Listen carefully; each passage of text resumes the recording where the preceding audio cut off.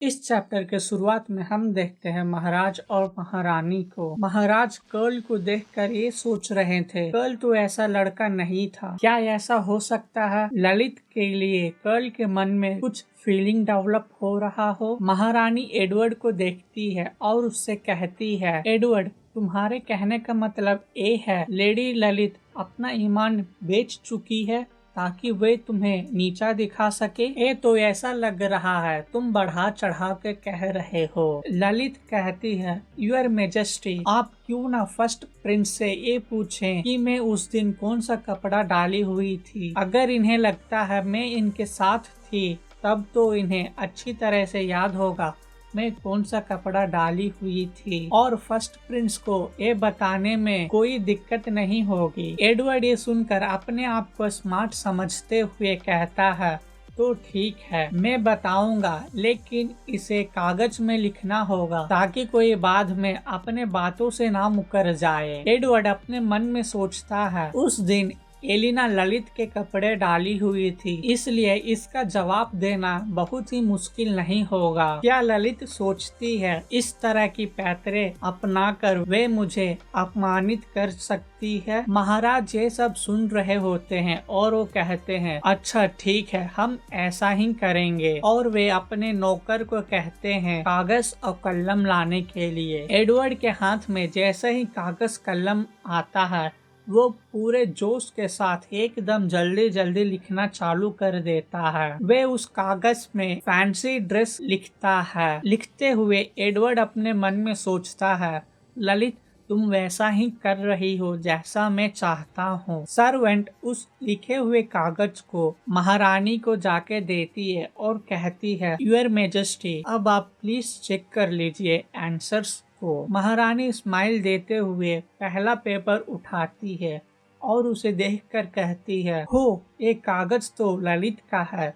वो लिखी है एक मेड यूनिफॉर्म। इसे सुनकर एडवर्ड चौंक जाता है और कहता है, क्या? तभी कर्ल कहता है, पिताजी लेडी ललित उस दिन अपने कपड़े को बदल कर एक मेड के कपड़े डाली हुई थी ताकि वो किसी का अटेंशन ग्रैब न कर ले जब वो मेरे कमरे में आ रही थी। अगर आप चाहते हैं तो क्रॉस चेक करने के लिए रॉयल फिजिशियन से भी पूछ सकते हैं, वे भी उस दिन मेरे ही कमरे में थे। महाराज ये सब देखते हुए अपने मन में सोच रहे थे, कर्ल की बातें भी लेडी ललित के थ्योरी को सपोर्ट कर रहा है। अब ये मेरे लिए बहुत ही आसान हो गया है, मैं लेडी ललित को इस पॉलिटिक्स इशू में से आराम से निकाल सकता हूँ और मैं अपने पावर को भी बढ़ा सकता हूँ। महाराज कहते हैं, अच्छा लेकिन हमें ये नहीं भूलना चाहिए, हमें इस रूमर को किसी तरह से खत्म करना ही होगा। आगे महाराज कहते हैं, लेडी ललित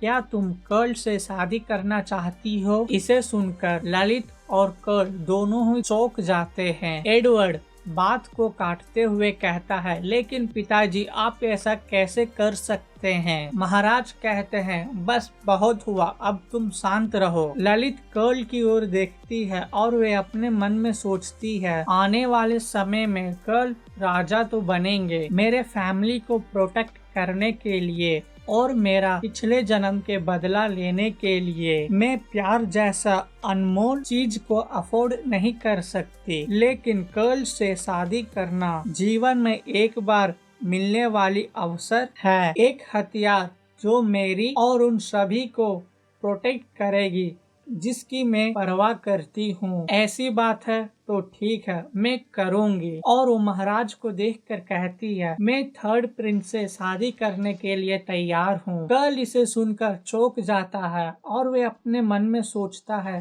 क्या ललित मुझसे शादी करने वाली है? महाराज ललित को देखते हैं और कहते हैं, एक बार तुम फिर सोच लो। महाराज मैंने सोचकर ही जवाब दिया था, मैं प्रिंस थर्ड से शादी करने के लिए तैयार हूँ। महाराज कर्ल की ओर देखते हैं और पूछते हैं, कर्ल तुम क्या सोचते हो? कर्ल थोड़ा हिचकिचाते हुए कहता है, पिताजी अगर आपको यही इच्छा है तो मैं खुशी खुशी शादी करने के लिए तैयार हूँ। महाराज खुशी से झूम जाते हैं और कहते हैं, बहुत समय के बाद हमारे महल में एक अच्छा खबर आया है। लेकिन ललित, तुम्हारा एंगेजमेंट ऑलरेडी एंटोनी से हो चुका है, तो मैं मैथ्यू और आर्थर को बुलाता हूँ। इस बारे में उनका क्या राय विचार है? दोनों नतमस्तक होते हैं और कहते हैं ठीक है। सीन यहाँ शिफ्ट होता है महल के बाहर और हम देखते हैं ललित को कहीं जाते हुए। वे अपने मन में सोच रही थी, यहाँ इतना कुछ इतना जल्दी हो गया, मुझे कुछ समझ में नहीं आया। मुझे जल्दी से अपने घर जाना है और पिताजी को यहाँ हुए सभी घटना के बारे में बताना होगा महाराज के बुलावा आने से पहले। तभी वहाँ कर्ल आता है और वे ललित को पुकारता है। ललित कर्ल को देखती है और कहती है, यूर हाइनेस, क्या हुआ? तभी हम देखते हैं ललित के पैर पिछलता है और वे कर्ल की ओर गिर जाती है। कर्ल उसे पकड़ लेता है और वे दोनों एक दूसरे के आंखों में खो जाते हैं। इससे ललित थोड़ी शर्मा जाती है और कहती है, मुझे माफ करना, मेरे कपड़े थोड़े लंबे थे जिसके कारण मैं अपने कपड़े पर ही पैर रख दी और मैं फिसल गई। कर्ल भी ब्लश करते हुए कहता है, कोई बात नहीं, मुझे खुशी हुई आप नहीं गिरे। ललित भी ब्लश करते हुए सोच रही होती है, हम दोनों ने तो एक दूसरे के हाथ पहले भी पकड़ चुके हैं, लेकिन आज मेरा दिल इतना जोरों से क्यों धड़क रहा है? और वे अपने आप से कहती है, ललित ब्लश करना बंद करो। फिर वो कर्ल से पूछती है, आपने मुझे क्यों पुकारा? कर्ल कहता है, मैं आपसे कुछ चीजें साफ साफ कह देना चाहता हूँ, जो कुछ आज सुबह हुआ उसके बारे में। एक्चुअली आप कह रहे हैं कि आप मुझसे शादी नहीं करना चाहते हैं। मैं समझ सकता हूँ आप इस वक्त कैसे फील कर रहे होंगे। तभी ललित कहती है, क्योंकि महाराज हम दोनों को संबंध के बारे में बिल्कुल ही बुरा सोच लिए हैं, तो मुझे नहीं लगता हमारे पास कोई और ऑप्शन है। तभी कर्ल थोड़ा सीरियस होता है और ललित से कहता है, तो आपके कहने के मतलब ये है आप भी इस शादी के अगेंस्ट में हैं? मैं पिताजी को किसी तरह से मना लूंगा, आप टेंशन मत लें। तभी ललित कहती है, नहीं ऐसा नहीं है, मैं सच में चाहती हूँ मेरी शादी आपके साथ हो जाए। कर्ल सुनकर पूरी तरीके से चौंक जाता है और उसे समझ में नहीं आता वे क्या कहे। ललित कहती है, क्या इसलिए कि मेरे बारे में अफवाह फैली है, इसलिए आप नहीं चाहते हैं कि मेरी शादी आपके साथ हो? मैंने तो ये सोच लिया था जब आपने फर्स्ट प्रिंस के साथ मेरे मैरिज के खिलाफ थे। मैं समझी आपके अंदर मेरे लिए कुछ फीलिंग है, लेकिन मैं गलत ही। कर्ल यहाँ थोड़ा सोच में पड़ जाता है और वे आगे कहता है, क्या आप चाहते हैं मैं आपसे सच बोलूं? ललित कहती है, हाँ आप सच बोल दे मुझसे। और ललित अपने मन में सोचती है, कर्ल जितना सच बोलेगा उतना मेरे लिए अच्छा होगा। तभी कर्ल कहता है, ललित जब मैं तुम्हारे साथ रहता हूँ मेरा कंडीशन इम्प्रूव होते रहता है और मैं नहीं चाहता किसी के ऊपर बोझ बन के रहना। बस इतना ही मैं तुमसे कहना चाहता हूँ। ललित ये सब सुनकर कहती है, मुझे खुशी हुई आप सब चीज सच सच बता दिए। तभी कर्ल ललित से पूछता है, तुम क्यों मुझसे शादी करना चाहती हो? और हम जब भी मिले हैं तब हम एक दूसरे के मदद करते हुए आए हैं, तो मैं इस बार भी पूरे यकीन से कह सकता हूँ तुम्हारे दिमाग में कुछ तो चल रहा है। ललित मुस्कुराते हुए कहती है, यूर हाइनेस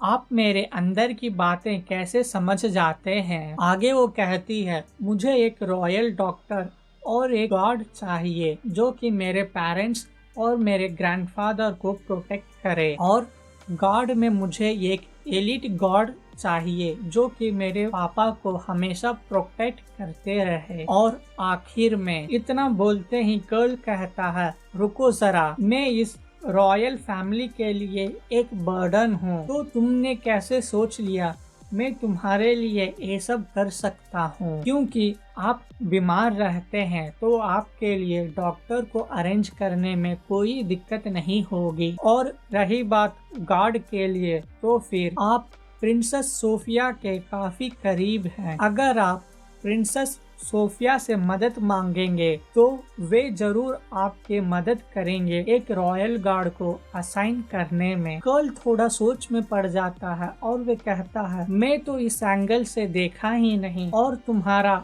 आखिरी इच्छा क्या है? तभी येलिना कहती है, मेरी आखिरी इच्छा ये है कि मैं आपको ठीक कर दूं। अगर मैं आपके करीब रहूंगी तो आप जल्दी जल्दी रिकवर हो जाएंगे। कर्ल ये सुनकर बहुत ही ज्यादा भावुक हो जाता है और कहता है, क्या ये सब तुम मेरे लिए कर रही हो? ललित कहती है, आप भी तो इसीलिए मेरे साथ मैरिज करना चाहते हैं। मुझे खुशी होगी अगर मेरे कारण आपके तबीयत में सुधार आएगा तो। मुझे इसके अलावा और कुछ नहीं चाहिए। तभी कर्ल हंसते हुए कहता है, मेरे शादी आखिर में एक कॉन्ट्रैक्ट बन चुका है, लेकिन इसमें भी एक अच्छी बात ये है, हम दोनों का मकसद एकदम साफ है, तो मुझे नहीं लगता इसमें कोई दिक्कत आना चाहिए। और कर्ल हाथ बढ़ाते हुए कहता है, मैं तुम्हारे साथ काम करने के लिए तैयार हूँ। ललित कर्ल के हाथ पकड़ती है और कहती है, मैं भी आपके साथ काम करना चाहती हूँ। और इसी के साथ ये चैप्टर खत्म होता है। मिलते हैं अगले चैप्टर में।